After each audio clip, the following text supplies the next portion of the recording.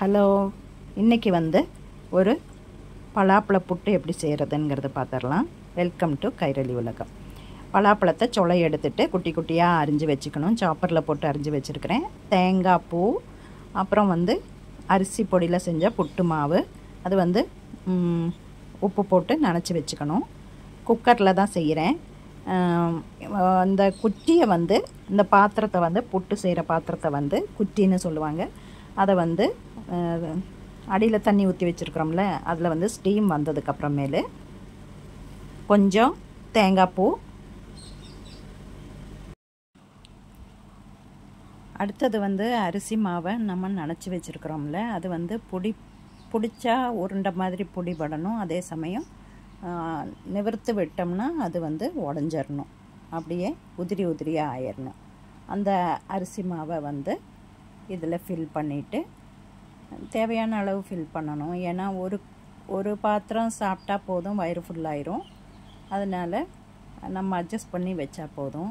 இது அடுத்தது பலாப்பழம், குட்டி குட்டியாக அரிஞ்சு வச்சுருக்கிற பலாப்பழம் வச்சுட்டு, அப்புறம் கொஞ்சம் தேங்காயும் கூட வச்சுட்டு, கொஞ்சம் அரிசி மாவும் கூட வச்சோம்னா நமக்கு வேலை சீக்கிரமாக முடிகிறதுக்காக தான் நான் வைக்கிறேன்.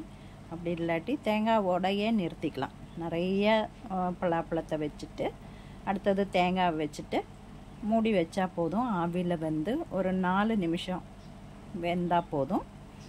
வறுத்து வச்சுருக்கிற அரிசி பொடி, அதனால் 4 நிமிஷம் போதுமானதாக இருக்கும்.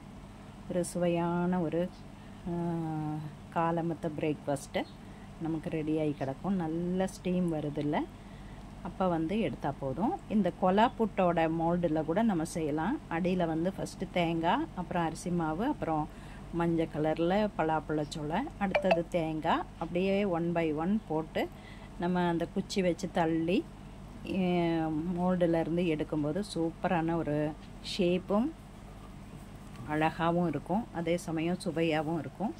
ஒரு வித்தியாசமான இது நேந்திரம்பழம் கூட இதே மாதிரி செய்யலாம். பைனாப்பிள் கூட இதே மாதிரி செய்யலாம். அதெல்லாம் இவ்வளோ ஸ்வீட் கிடைக்குமான்னு சொல்ல முடியாது. பைனாப்பிள்லாம் வேக வைக்கும்போது அது ஒரு புளிப்பு மாதிரி வந்துடும்.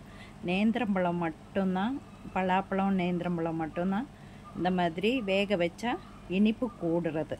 வேறு எந்த ஃப்ரூட்டும் இனிப்பு ஜாஸ்தி கிடைக்காது வேக வைக்கும்போது. மற்றதெல்லாம் ஒரு புளிப்பு சுவையும் வேறு ஒரு சுவையும் போயிடும். அப்படி பலாப்பழ சீசன் வரும்போது நல்ல சூடோடு இந்த மாதிரி ஒரு பலாப்பழ புட்டு செஞ்சு பாருங்கள். நல்ல டேஸ்ட்டாக இருக்கும்.